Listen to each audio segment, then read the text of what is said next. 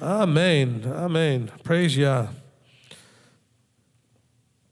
Yeah, last night when I was, reviewing the notes and I was just reading Genesis 3, and I was like, so their choices is what caused us all to be in a world not his. That's the problem right there. What's the choices? He said it, they didn't do it. That's covenant. They broke covenant. They were under the same covenant we are, by the way. He said it, he expected them to do it. He said not to do it, he expected them not to do it. They broke the covenant. They broke the contract. So this is what we call the afterburn. So if you got comments or questions, Manny will take note of them, and then he'll read them over the mic. If you're here, you can sort of speak up, and I'll just repeat what you say so everybody can hear it, and then we'll have that. I'm hoping that you guys are enjoying this teaching series on peace and that you're getting something out of it. It's really a teaching on emunah. I mean, we didn't call it a teaching on emunah. We may do another one on emunah and repeat all these same verses and just take them from the other angle. But there's very few things in Scripture, if you start to really study it out, that are not intertwined with everything else. You can't have just one little piece here, one little piece there, and think that you've got it. Everything is connected to everything. Your fear problem is an emunah problem, is a trust problem, is a this problem. They're all connected. One fixes the other, or one disturbs the other. All right, Manny, you got any? Okay, got one from MTI Urbana regarding Matthew 14, 22, and 33. It says, are you in a safe place? Are you trusting the leadership and the structure? Are you allowing that leadership and structure to bring you into the boat? The boat is a structure and safe. Amen. Look, I've said this over and over again, and of course you guys will always think this is sort of self-serving, but we have got to win our battle with our emotional challenge with structure. I know you've been abused, neglected, and all kinds of negatively affected by structure. I know there are teachers out there that teach against structure. But I absolutely can promise you that everything Yahweh does is structured. There's order. There's no chaos. It is structured.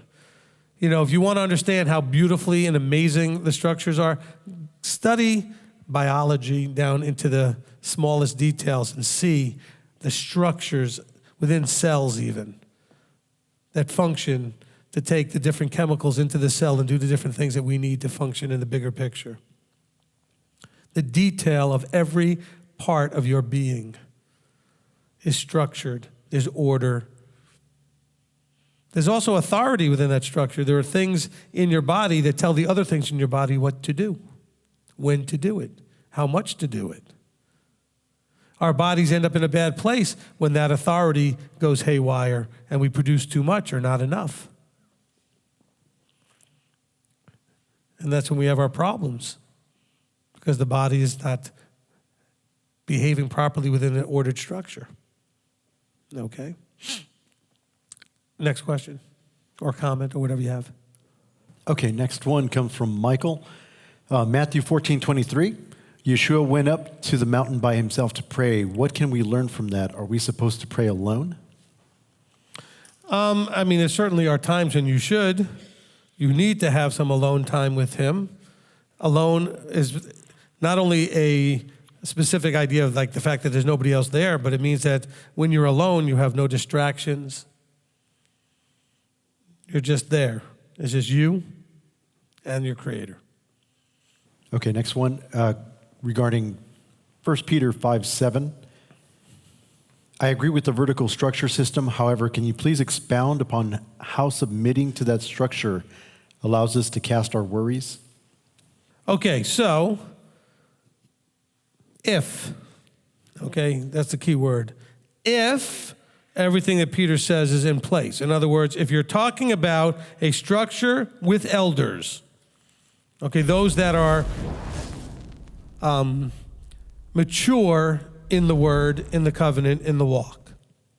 Anointed appointed is what I call them. Those that are trained and experienced in that. If you have those men, those, if you have a structure filled with those people and that you can come into that structure, then you should have the peace of casting your worries and your cares on Elohim, knowing that he's provided you with what he will do and what the structure can do, because it's coming from both places. It's coming from both places. I'll give you an idea. So let me just grab some metaphors for you. The people were thirsty. So he had Moses strike the rock. Then he had him speak to it, but he didn't listen. But, he had Moses strike the rock. He could have just caused the rock to have the water come out of it. He could have created a little earthquake like he did to swallow up people and just crack the rock open. But he wanted to have Moses do it. Now, the people wanted food or bread. He just made the manna fall. He didn't use people for that. But what did he use the people for? To tell him how to handle the manna. You go and gather it every day. There'll be a double portion on Fridays, and then you don't gather on Saturdays, on Shabbat. And so the people should have no worry if they followed the instruction and guidance of the structure. They would follow Moses. Eventually they'd end up in the land. If they didn't follow Moses, they would end up just thinking. Not everybody stayed with him all the way. A lot of people, I'm sure, just went and journeyed off wherever they journeyed off. There was nobody holding them there. Remember, it's voluntary. It's what Peter talks about here in 1 Peter 5, by voluntary. So when it talks about being sober and watch and then resist, and it talks about prior to that, it says casting all your worry upon him. So your structure, it says elders. This is what you have to understand. And it says those that are younger. This is what you have to understand. Then it talks about humbly coming under the mighty hand of Elohim through that structure. Then you can cast all your worry upon him, that the structure will take care of what it can, and everything else he'll provide himself. Hopefully that makes sense. Because when you are having trouble in your marriage, when you're having trouble with a child, when you're having trouble with paying your bills, Elohim isn't going to handle that directly. You're going to find that you need someone in the structure to give you counsel or provide you with benevolence. That comes from the structure. Okay, so hopefully that answered that question. It's a great question. I know that deep down everybody struggles with structure because it hasn't really been done very well, like ever. Just brief moments of time it was done well, just for brief moments. And so when you look at the 6,000 years of time, those brief moments might as well not have even existed because they were so brief in the bigger picture of those few brief moments. Because not only are they brief, there's only a few of them. And so we don't have a lot of examples of seeing it work well. But you do see that in Acts, actually. They have structure. And you saw how everybody gave what they needed to, of what they had to the apostles, and the apostles distributed it as people needed. There was structure, and nobody had anything to worry about. They were all provided for. Okay? But see, now you guys aren't ready for that. Oh, well, I think we should be like the first century, and I think we should go back to like it was in the book of Acts. Okay, good. Sell everything and give it to the leadership and let them distribute it. You ready for that? I'm not ready for that. I don't want that responsibility. But you're not ready for that. But that's what they did in the first century. They trusted the leadership to handle all of that stuff. Most of you don't trust the leadership as far as you can throw them. I don't mean that in any sarcasm. I mean literally, you have a hard time trusting any kind of leadership. And I get it. I've been there. I understand not trusting leadership. That's why when we have our meeting tomorrow, everybody in that meeting knows that we are striving with every part of our being to work together to serve the body and be what the structure is supposed to be. Be available to him so that when people look in Peter saying, and you do this, you're casting your worry upon him by being within the context of the structure, knowing that he, through the structure or directly, will take care of everything. Some things will come through the structure. Some of you know this because you were getting from him sometimes directly, but you were lacking because you weren't in structure. And now that you're in the structure, you get this, and you're starting to receive what you need because you're in the structure. But outside of the structure, what happened in the garden? A breakdown of structure. Isn't that the problem? Elohim was right there, and the thing still broke down. Why? Because the structure broke down. Adam didn't maintain structure, and Eve came out from under structure. The enemy's always going to try to convince you the structure's of no use. You don't need the structure. Just do everything yourself any way you want. So which one are you? And take the metaphor. Don't take the gender, take the metaphor. Are you Eve? Are you failing to submit to structure, or are you Adam, failing to implement structure and maintain it? Which one are you? If you're one or the other, you need to fix it. Are you failing to submit correctly to structure, or are you failing to provide safe structure? Because you're likely one or the other. Are you Jezebel or are you Ahab? Both have the same problem. It's exactly the same problem as Adam and Chava. I'm not trying to say she's Jezebel and he's Ahab, but it's the same problem, right? Ahab allowed it. Jezebel was not submitted under structure. Nothing's different. It's the same problem. And we really have it from a gender point of view. We have that problem more than in any other way. Men are not providing the structure properly, and ladies are not submitted to it properly. But we also have men that are acting like the woman role, where they're not submitted to it properly. Because remember, you're men, you're in the middle. You need to provide it and submit to it. So you've got it twice as hard as the ladies do. Ladies have to submit to it. You've got to provide it and submit to it. Problem is, the ladies want you to submit to them. Ladies, I don't want to mess you up too much, but you need to hear this. Genesis says that you were created to help him. He was not created to help you. A lot of you ladies are walking around thinking your man is your helpmeet. Well, why doesn't he help me? He's not there to help you. He's there to provide for you and take care of you, protect you. You're there to help him. Do you understand? That's what you created. Adam was needing a helper, a helpmate, someone to be with him, to help him in his role. Chava was created to do that. Now, you can say, well, he's not providing and protecting. Well, that's a legitimate complaint. If your husband's not providing and protecting, that is a legitimate complaint. Guys, make sure you're providing and protecting. Your wife should feel secure so she can have peace in her world by being in the structure. Your wife does not have peace is because you're not having a good structure. She doesn't feel safe and secure because you're not providing that safety and security in the structure. You haven't convinced her that she's going to be okay. Ladies, you got to let him have his opportunity to struggle at it, strive at it, and get there. And you are supposed to help me, tell him, honey, I believe in you. Sweetheart, I know you can do this. I know you can protect us and provide for us. How can I help you do it? Tell me what I can do to help. Don't tell him how to do it. Ask him how you can help. Oh, but I was just trying to help, darling. No, but you were just doing it your way. You didn't ask him. Ask him, how can I help? Because I tell you, half the time, wives will tell you, well, I was just trying to help. I just thought I was being helpful. And the guy's like, but it wasn't. Not because what the ladies wanted to do was wrong, just because it wasn't allowing the guys to do it their way and learn their lessons so they could figure it out. You doing it for him, it's like trying to take the caterpillar out of the cocoon. You kill the butterfly that was about to be born. It needs to struggle and break through or it dies. It forces fluids through their wings and everything else as it forces its way out of the cocoon. You got to let the men struggle. Oh, but he's failing. Well, encourage him and tell him you believe in him while he's failing. What do you do with a kid who's trying to walk? Tell him, oh, forget it. You'll never do this. Why are you even struggling? Sit down.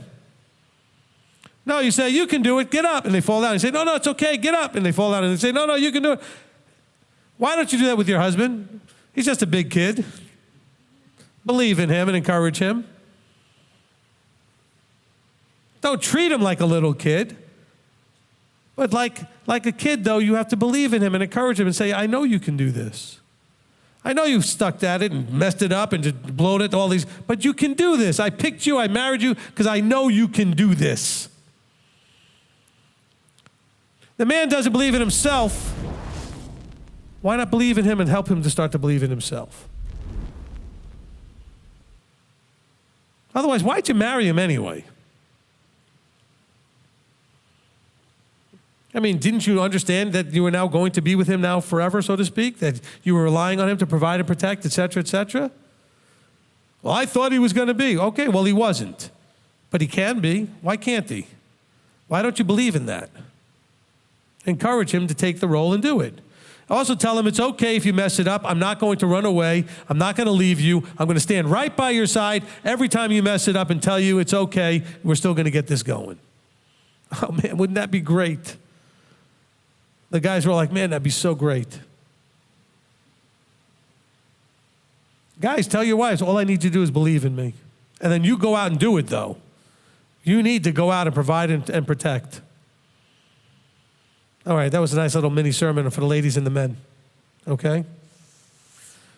Man, you got to believe in your man. And guys, you got to provide for your ladies. They need to know they're going to be okay. You need to go and look them in the eye and say, I know things look bad right now, but I promise you it will be okay. Oh, but it's not been. No, I know I've not done it up to this point, but it will be okay. I will figure it out. I'm going to get under structure, and I'm going to get counsel and figure this out. Oh, but you guys have way too much pride to do that. Wait a minute. Didn't Peter say something about the pride problem, the humility problem for those of you younger ones? I think I saw him say that very specifically in there in chapter 5. He said that in the same way, you younger ones be subject to the elders. Gird yourselves with humility toward one another. For Elohim resists the proud, give favor to the humble. You want favor, you know what? Own it and walk up to the eldership and say, I've blown this all these years. I have no idea what I'm doing. Please tell me, help me, guide me, what I need to do. And the eldership isn't going to tell you what to do. The eldership is going to tell you how to start doing the things that will develop in you the knowledge of what to do. We're not going to tell you, well, just do this, this, and this. I'm going to tell you, do this, this, and this, and you'll develop the understanding of what you need to do. In other words, I'm not going to tell you what career you need to have or how to handle this and how to handle that, but I'll help you develop the skills to do that. You need to find a structure that provides that. I believe we do in this structure. Do the men generally take advantage of that? No. Very few of the men will come to me and humble themselves and say, I haven't a clue what I'm doing in this area of my life. I need guidance. A few, but very few. And I know they're struggling because I watch them struggle. But at some point, they have to just say, you know what? I can humble myself. If you're fighting with your spouse all the time, either one of you, the wife or the husband, then you have an area as part of that marriage or part of your whatever that you need counsel with. You're fighting all the time because there's something that you need to let go of or fix or figure out or understand. And that's why you're fighting all the time.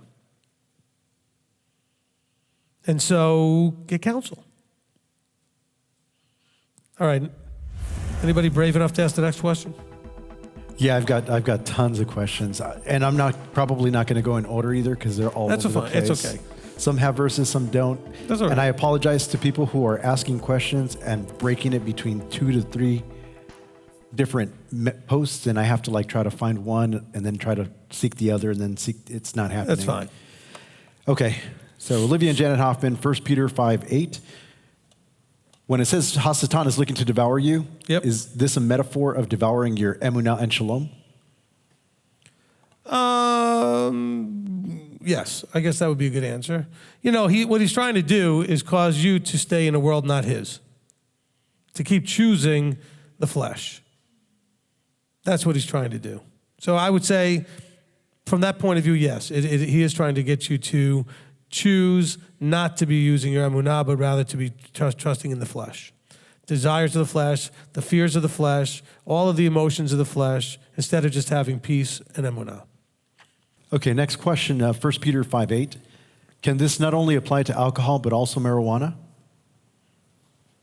It applies to anything that keeps you from being able to clearly watch and pay attention. Anything that will take you away from being clear-headed and watching. Absolutely. Okay. Look, let me use the metaphor that Hasatan, this hit me again after the question. Elohim wants you to be in the above. Not that you go to heaven, but in the place like the Garden of Eden. He wants you to be in the garden. That's his world. He wants you to be in a place that's his. You need emunah for that. Hasatan wants you to be in a world that's his.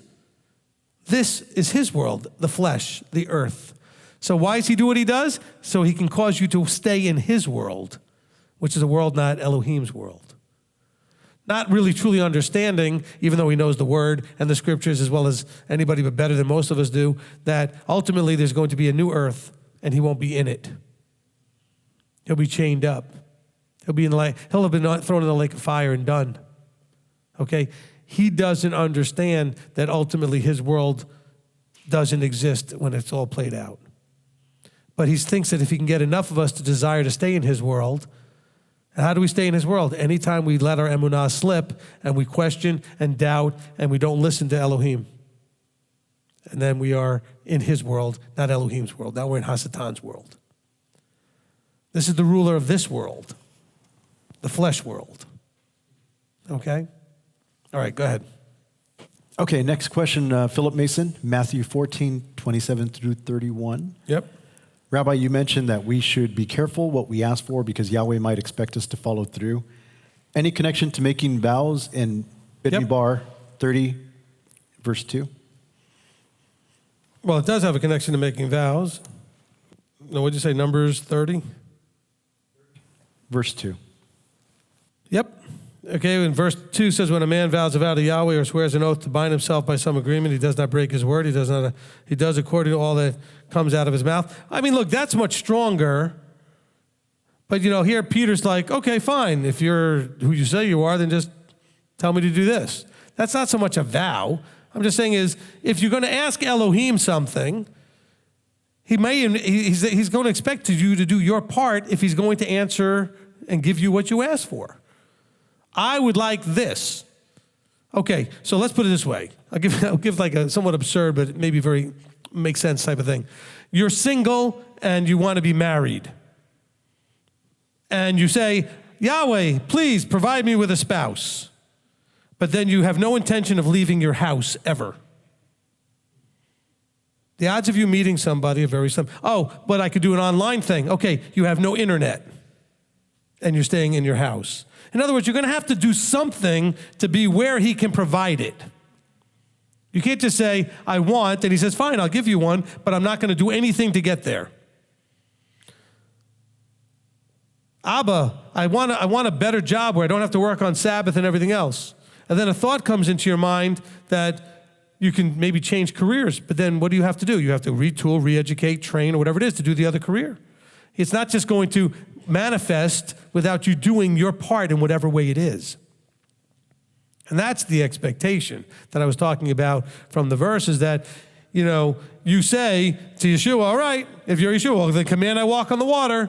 And now you have to already be ready to go out actually and walk on the water. What if he said, well, fine, come? And you're thinking, oh, wow, okay, now you have to actually do that, huh? He says, let go, it'll be okay. You have to let go. If he tells you, it's okay to lose your job, I'll give you a better one, but you have to first be willing to lose the job. Do you trust him or not? He said to Peter, well, come. So Peter actually had to go. Could you imagine that thought process and emotions of thinking as you're looking at the water to put your foot down to walk on it? I mean, it's one thing to speak all this, big. Well, fine. If if really you talk, say, command me to come out and walk to you. Now, he probably had enough belief that if there really is Messiah, that I should be able to do that. He had to have that thought. But he still had enough flesh that he got scared. He had enough faith that he took the first step. See, you guys all had enough faith that you took the first step. That's why you're listening to me. That's why you're here and not in a church on Sundays and doing Christmas, Easter, pork, and all the whole thing, right? So you took the first step, but now do you have enough faith to keep going? To come and find structure that you can submit to, wherever that is. And again, I keep saying this, and I want to be clear. I'm not saying it has to be me. I'm saying you need it. If it's me, I will provide it the best I can. But you need this. Okay, I don't want to sound all culture saying this is all about structure and I'm the only one. No, I'm about structure is what it says you need. You need to do your part. This is, again, you ask for help, you want peace and all that stuff. Well, guess what? I believe Scripture says it comes through structure. Now, you got to figure out if that's true, and can you find it and submit to it. It seems to me that's what Peter's talking about here in chapter 5. It seems to me that's what Paul's talking about in Ephesians 4 when he talks about the fivefold ministry. I mean, it seems to me that's what they're talking about. Now, you have a part. What's your part? You got to go find it. He'll guide you. Ask him, show me the structure I need to be in. Lead me, guide me, provide me some way to know, find it on the internet, find a teacher, find a teaching, find a play, whatever it is, lead me to that structure. And then when you get there, you have to vet that structure. Observe the fruit. By observing the fruit, that doesn't mean listen to every whining, complaining person who doesn't like the structure. They whined and complained and didn't like Moses. They whined and complained and didn't like Yeshua. They whined and complained and didn't like, keep going down the list. That doesn't mean just because people don't like it that, now it may be that they don't like it for a legitimate reason. You need to figure it out for yourself though. Don't listen to people. That's a big mistake right there. You know, a lot of people badmouthed Yeshua, and a lot of people didn't go listen to him because they listened to the people that badmouthed him. Oh, he's just a crazy guy who's got a bunch of crazies following him around, and yeah, they're claiming all kinds of stuff, but he's just a nut job. He's a blasphemer. He's healing people on Sabbath and teaching people to break laws and all this other stuff. He's a heretic. He's this, he's that. They're still doing it today. Especially when I'm not even talking about the Jesus that the church teaches. The people that believe in the Jesus of the church are bad-mouthing the Yeshua you believe in. And telling you how wrong you are to try to keep the commandments, how you're losing your salvation by keeping commandments. That just doesn't even make any sense on any level, but they really are telling people that you are costing yourself your salvation by coming under the law. They don't understand the covenant whatsoever. All right, what else you got? M2I Urbana, Bereshith 3:7. Their eyes were not opened when Eve ate the fruit, but when Adam ate it. Does this show he was responsible? Well, I mean, it could have a hint of that, or it could be that they were just waiting until both of them, and it said they both had their eyes open. So the process had been completed. It was an incomplete process. She ate, passed it to him, he ate, and then their eyes were open. So it could be to some degree, I guess, but I don't know that that's necessarily what's going on there. I just think that after the process was finished, there was a statement made that their eyes were opened. Okay? Jen has a question about Genesis 3:21. Is this not a form or type of Passover? An animal had to die for Adam and Eve to live to cover their sin. People say that all the time, and it doesn't say that anywhere there, so I don't know that that would be true, but certainly it's a metaphor that we could read into that. And I do apologize for when I answer a question, and 5 minutes later I have another additional thing to say about it. But I think this is really powerful. I'll get to the Passover thing second, but let me just finish addressing the eyes being opened. When you are wrapped up emotionally in doing something you shouldn't do, are you often able to see what you did while you're wrapped up in it? So I'm going to say that that's a more full understanding of what I was trying to say. Is that they were so into what they were doing that it wasn't until they finished doing it that they realized what they had done. They could see that they were now exposed. Maybe that's a better way of addressing that first question there. Okay? They were so involved in the doing of what they shouldn't have been doing that they were caught up in the moment they couldn't even see. Again, they weren't sober. They were See, that's another thing. Drinking, drugs, marijuana, whatever it is, yes, but you know what? There's another thing that makes you very much not sober. Emotion. You can't see straight. You know, there's a saying, I was so angry I couldn't see straight. Or I was blinded by love. It could be positive or negative emotions, but you can be blinded and not sober because of your emotion. Your fear could cause you not able to see. Your joy could cause you not able. Well, anything that's out of control can cause a diminishing in your ability to be able to watch. So you got to be careful. All right? You got to be careful. Okay, now the second question. Yes, you could say that the idea of covering of Passover would be a metaphor, but here's where the metaphor falls apart. What is the covering from Passover to do? It causes death to pass over. They had just done something that brought death into their life. So this is not about Passover. Think about it. The Passover slaughter in Moses' day was to cause death to pass over them, covered them so that death would pass over them. Messiah's death, as the Passover lamb metaphor, causes ultimate death to pass over us. They were given a skin covering from an animal, if that's what happened. I don't think that's what happened necessarily, more and more that I think about it. But if that's what happened, it didn't have anything to do with death. They were now going to die. Not that moment, but they were now being booted out of the forever place into the finite place. From his world, which is forever, to our world, which is limited. So you see, that's where the Passover metaphor, which I've heard that for years, you've heard it for years, falls apart. Hopefully that makes sense to everyone. They were not given something to cover them from death. They were given a flesh suit to live in that had death. So it was actually the opposite. They were given a skin that ultimately could die. So I like that metaphor a lot better because that's ultimately how it played out. Okay, next question. Okay, next one comes from Michael. He says, in the garden, if they were given a flesh suit when they were no longer covered by Yah, will our flesh suit be changed to spirit flesh when we are on the new earth? That's exactly it. When he talks about when he will give you, when he's going to change you from the corruptible, the flesh suit is corruptible. They had incorruptible suits, so to speak, to begin with, and then they chose to be sin. So they were given the corruptible suit. So when he changes you in the twinkling, you're going to be putting on the incorruptible. Incorruptible meaning not that it can't do anything wrong, but it means that it can't die. So he took them and enclosed that in a flesh suit. You know, you have that. Actually, it's a better metaphor for Messiah. Messiah was willing to put on a flesh suit so he could die. See, there's the metaphor to going back to being the second Adam. The first Adam put on a flesh suit so he could die. The second Adam put on a flesh suit so he could die. I don't think I've ever put that way before. Make a note of it, okay? But that's the metaphor there. Now, when we get changed, we put off the flesh suit and put on the incorruptible. So the person's comment is correct. Or question is, the answer is yes. Okay? That's wonderful. That was awesome.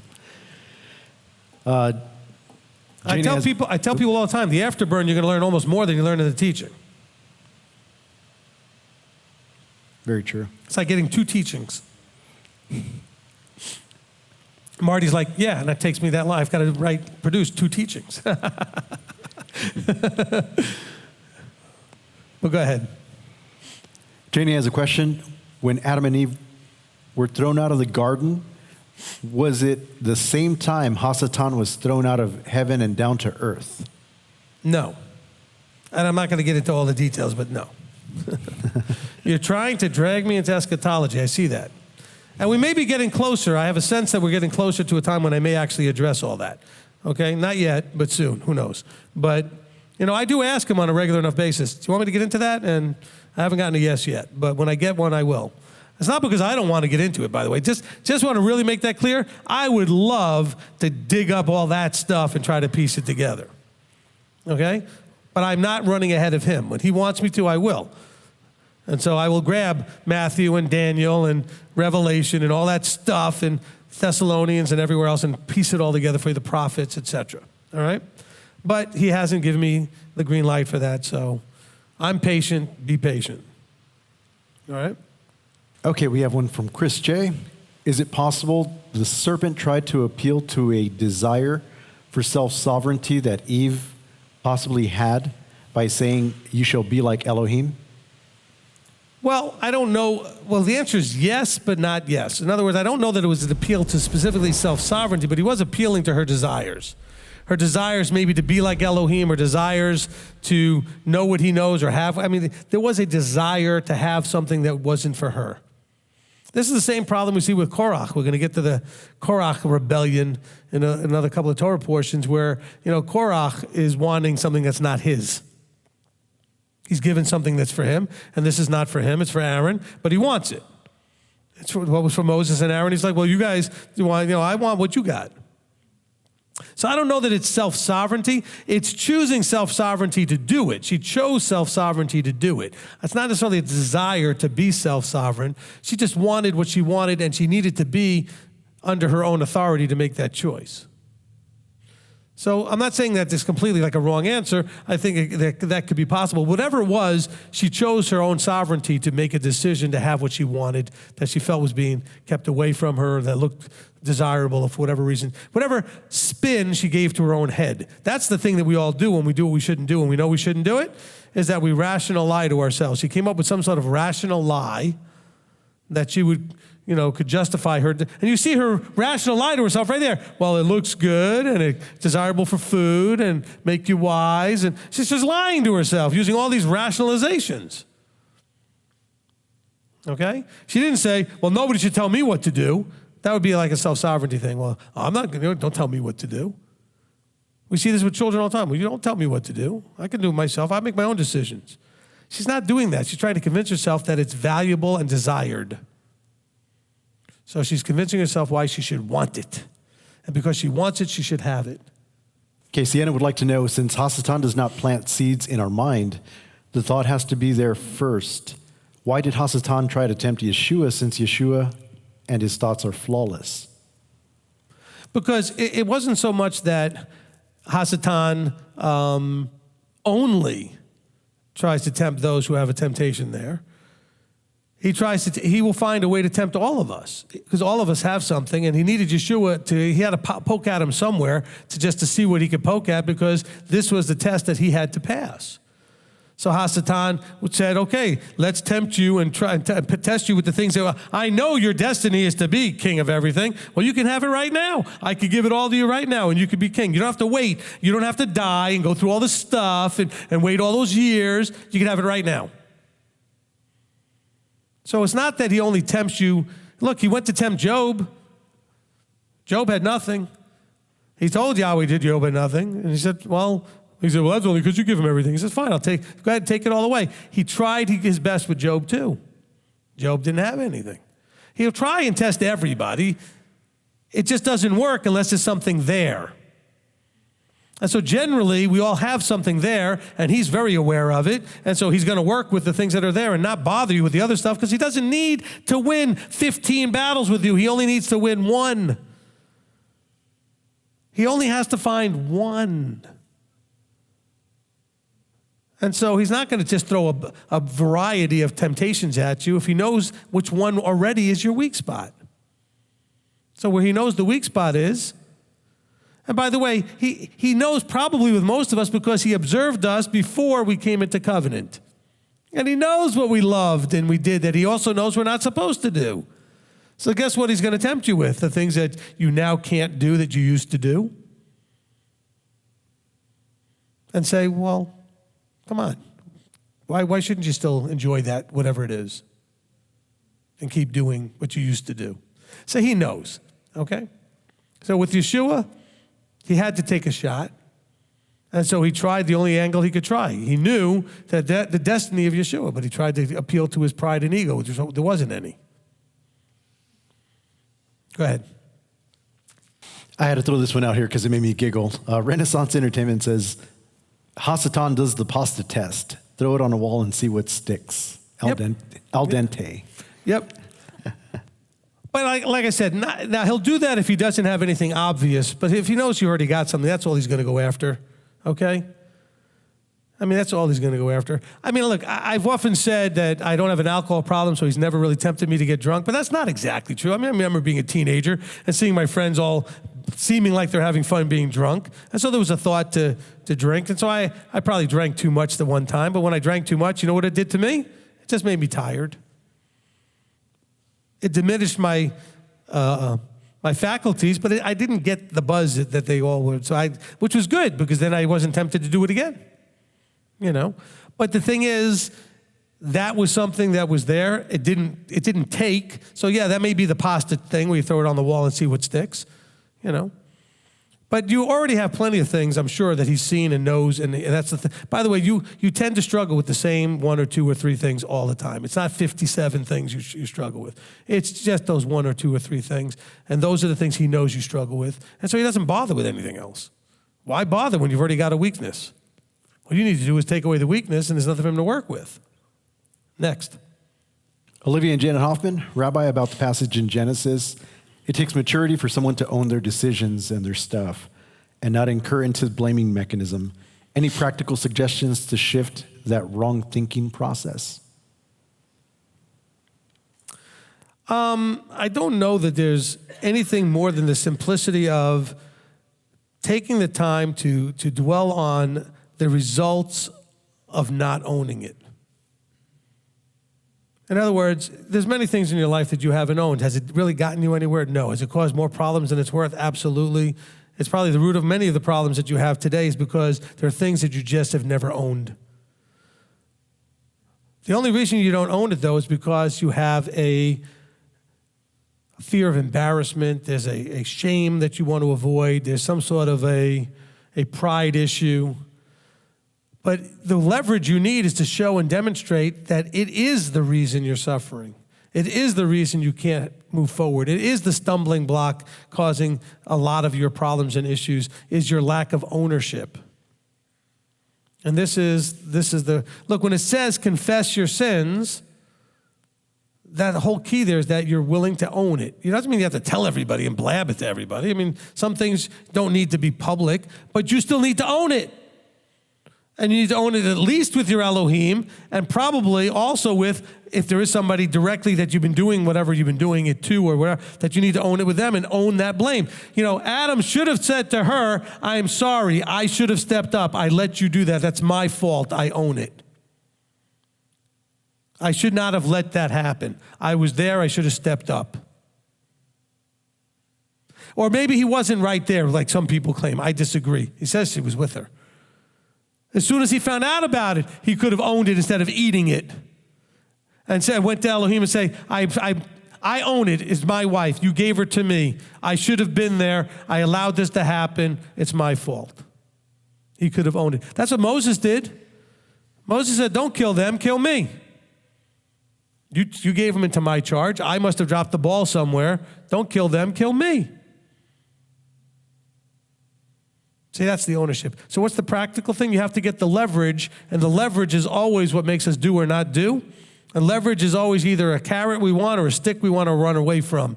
So you need the stick of realizing that most of the misery in your life is because you have not owned something so that you can move on. And the carrot is the joy and peace you'll have in your life if you would just finally own it and fix it. That your pride is costing you. And by the way, this is a brutally hard thing to do. I have had conversations with people, all right? I had a conversation with a lady. She was older. She had an adult son. She didn't have a relationship with that adult son. And I explained to her how she can have the relationship if she would just stop doing certain things to him. And she said, I can't. I said, well, then you're never going to have the relationship you want. That's your choice. But she couldn't leverage enough pain in realizing that relationship would never be what she wanted with her son because she couldn't let go of something she was doing. And I said, well, then this won't get fixed. You can't have your cake and eat it. He will not do this, this, and this unless you do that, that, and that. Oh, but I can. I'm a mother, blah, blah, blah. Okay, well, then you can't. Then don't be frustrated, own it, and then accept the results. Sometimes you own it means that you accept that this is my choice and then this is the result I get. Own your decisions. But don't whine and complain about it. If you're not getting the results you want from your choices, then own that choice, repent of it, change, and do something different. Otherwise, you are crazy. One of the definitions of crazy, right? Do the same thing over and over and over and over and over, thinking that somehow you should get a different result. No, own the fact that you are getting the result because of what you're doing over and over. That's your leverage, Janet, okay? See, it's funny because I give this all out free, and then Janet's going to charge hundreds of dollars to her clients to do this during the week. You're welcome. That's why you need to send in your tithe. Because I'm giving you all this great material to use with your clients, okay? And I don't mind doing that because I want the people to get the help. I just like to tease her. But I know why she asks these questions, because she runs into this with her clients. She's a psychologist. She runs into this stuff with her clients. And I'm blessed to have insight sometimes to these things that people struggle with. So she wants that information. So keep asking the questions, because it's answers that everybody needs to hear. So I'm glad that it's also helping your practice. But it's important because those people need the help. And the only way that they'll own it is if you get them to have the leverage on themselves. They have to have enough desire for what they want and enough desire to avoid what they don't want. Carrot, stick. Okay? If their stick is like a tiny little twig, a little soft nothing of a twig, that's not going to do anything. It has to be like a 2x4 with nails in it that they want to run from. And that carrot can't just be a carrot. What if you don't even like carrots? It's got to be something you want, but you have to want it that badly. How badly do you want the thing to change? Because you want what the change will give you. It's not about the change. What will it give you is what's going to motivate you. Yeshua suffered what he suffered. Why? Because of what he knew was coming. He wanted that so badly. He didn't want the suffering, but he knew the suffering was worth what was coming. Same thing for your life. Why are you willing to go through all of this stuff? And it's pretty rough in a world that's not his. Because you want what's coming bad enough. And if you want it bad enough, and you believe enough that it will actually come, then you'll make the changes. Now, the church tried to use the stick. The heaven thing, I don't think, was that big a carrot, because they never really made it sound exciting enough. Just living forever, basking, strumming a harp or whatever, I don't know. That never worked for me. But the stick was scary. Tortured forever in a terrible, awful hell, blah, blah. See, they tried to scare you with that stick. See, they made a mistake. The stick had no teeth, because that's not the way it really works. And the carrot could have been awesome if they would have explained what you really get. So you'd really desire the carrot and run to the carrot and want that carrot. Covenant brings you all the stuff you ever wanted. You can't get a better carrot to chase after. The stick is you get nothing. You get cut off. You have this fleshly life, which already you know is awful. And this is all you got. This flesh suit is a one-use deal. You got one life in it, and then you're done. Anything beyond this has to do with covenant. All you get out of this flesh suit is one ride. So, you know those one-time offers, or one per customer? That's it. This life is a one-time ride unless you have the covenant. And if that's okay with you, well, that's okay with you. Enjoy it. Eat, drink, and be merry. Tomorrow you die. That's it. If that really makes you happy, but own it. Own that that's it. This is your choice. Burn the candle at both ends, but ultimately it's burned out. And then you're done. Okay, next question. Bonnie has a question. From where in Scripture do we find the evidence that Adam and the woman had eternal life prior to falling? If there was no death, why would the tree of life be in the garden? Well, remember, there's no death because they had access to the tree of life. And by the way, the same thing in Revelation 21 and 22, you have access to the tree of life. All right? So that's what's feeding them, whatever it means to have. I don't know how that works. I mean, we're all in the flesh suit now. We don't understand that level of things, like the amoeba trying to figure out a human being, as I've said often. But you got to remember, it says that until they ate of the wrong tree, they didn't have any death. He said, when you eat of it, you shall die. So there's the verse that tells you that if they didn't eat of it, they wouldn't die. Death was brought into reality when they ate of the tree. They would have lived forever. I mean, that's pretty explicit and implicit, and it's not just, I mean, it's right there. He says, when you eat of it, he says, and when you eat of it, you shall die, which implies if you don't eat of it, you won't die. If I tell you, if you touch the stove when it's been on, if you touch the stove, you'll burn yourself, guess what it also means? If you don't touch it, you won't burn yourself.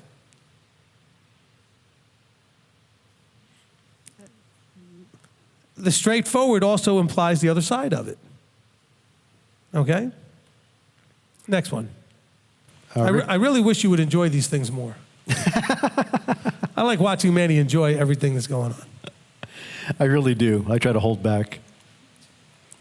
So we have another one. Rick Barry, Christianity teaches that Genesis 3:21 is the first example of shedding blood mentioned in Hebrews 9:22. Can Rabbi Steve please clarify? Okay, hold on. Hebrews 9:22. Give me a second. Okay, so Hebrews 9:22 says, according to the Torah, almost all is cleansed with blood, and without shedding of blood, there is no forgiveness. Okay? And so back to Genesis. I'm not understanding. Rick's right here texting 3:21. He does that. I love that he's texting from the front row over here, but actually he's not in the front row, but and Elohim made coats of skin. Again, it doesn't say that that is what Hebrews is talking about, okay? It doesn't say that that's what Hebrews is talking about. By the way, forgiveness of sin comes from the process with the blood. Okay, when you're talking about the sacrifices in the temple, those sacrifices, which were for forgiveness of sin, happened way after Genesis chapter 3. But the person was still having to bring the offering, confess the sins over the animal, all these other things that had to do with owning it. We never see Adam at this point own anything. That doesn't mean he never did.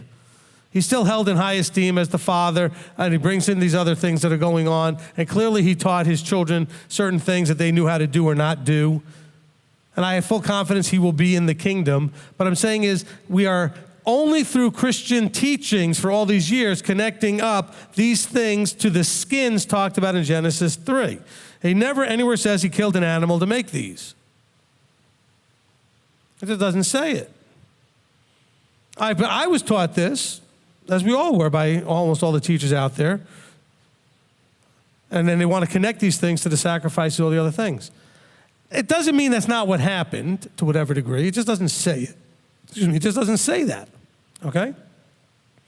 It just said he made them coats of skin. Read into it, I guess, what you want. Hebrews just says that almost all things are cleansed with blood, and without the shedding of blood, there's no forgiveness. When does Yahweh ever tell them their sins were forgiven? When's that conversation where they owned it, repented, or anything? There's no confession, finger pointing, but no confession. And this is, by the way, generational curse, because what do you see Cain do? Finger point. Where did he learn that? His parents. It's like a generational curse. How many of you have done that in your life? All of you. Pointed the finger at somebody else, deflected the blame on something that you should have owned.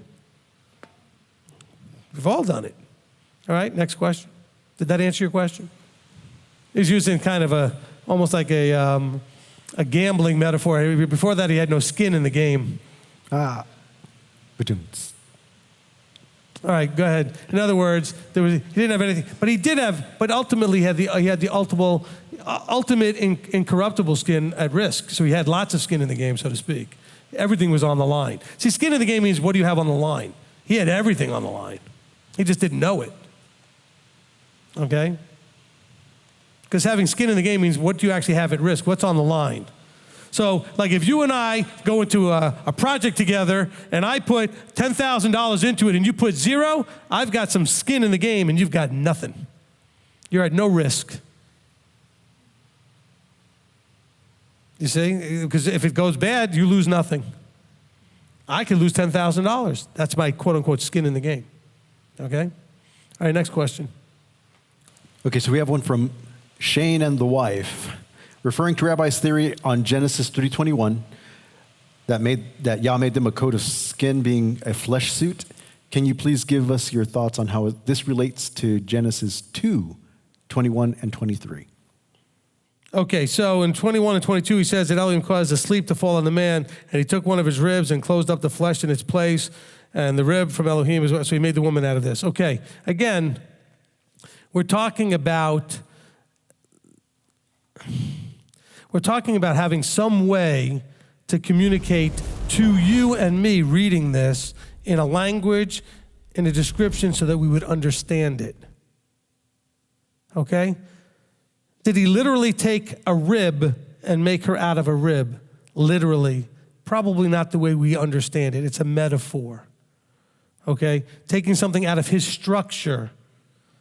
And actually, you know what? Here's part of that structure. What does the rib cage protect? His heart. So she's supposed to help protect his heart as a helpmeet. She's supposed to protect his lungs. So you're not supposed to, ladies, kick the air out of them. Knock them so hard that you knock the air out of them. You're supposed to protect the lungs. Okay? But again, this is not to tell us the literal, how the surgery went, but he took something from Adam and formed her out of it. Okay? And so this doesn't undermine my theory necessarily. Just like we're calling Yeshua the Son, but he's not the Son as we understand the word S-O-N, Son. There wasn't a birth through a mother and a father, and they brought together a sperm and an egg, and then a baby was born, and then he's now the Son. But the relationship that the Father and Son have, even the Father's not a father literally but it's their understanding relationally, positionally, the role we can understand in that language. So the description is something we can process. We can understand father. We can understand son. We can understand rib. We can understand flesh. Flesh meaning the body. He opened up whatever the body was made out of, took something out of it, and made her out of that. But in a language we can understand. Now, that could have been flesh, and I could be wrong on my theory, or it could have been, works fine with my theory. Whatever he was made of, Yahweh put him to sleep and took some of that out and formed her out of that. That's what we're supposed to get out of this, in my opinion, okay? Libby wants to know Genesis 3:2. So this was the beginning of that serpent attacking, tearing down, desecrating the image and likeness of God, inciting man's rebellion, and having this false identity called self being overtaken? I think in the fullness of what you were asking, I would say yes. I mean, I don't know how, the wording of it was a little bit out of whack in a few places. I wasn't sure, but I think you understood it correctly. This is the beginning of the role of Hasatan to test the creation. We are the creation. We're the creatures, right? So the creatures need to be tested. And so Adam and Chava failed the test. But this is Deuteronomy 8:2 in Genesis chapter 3. There was a test to prove whether it was in their hearts to keep the commandments or not. It's the test that I believe all human beings have to pass before they get to be in the forever.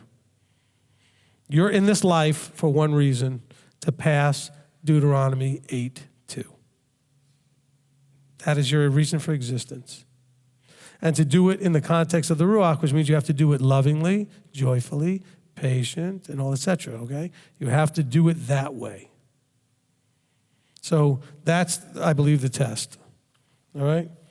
Can you demonstrate in your heart to keep his commandments while exemplifying love, joy, peace, patience, kindness, goodness, trustworthiness, gentleness, and self-control? If you can do that, you're in.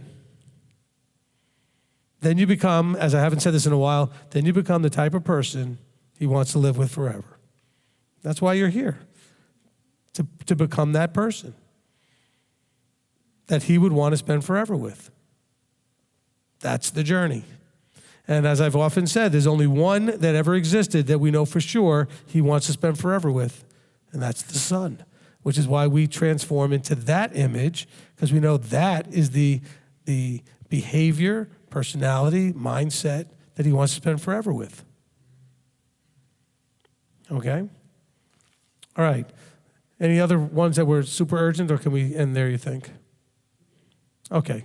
And I apologize. I know that it's hard to get them all in. Shabbat Shalom! Shavua Tov! We love you!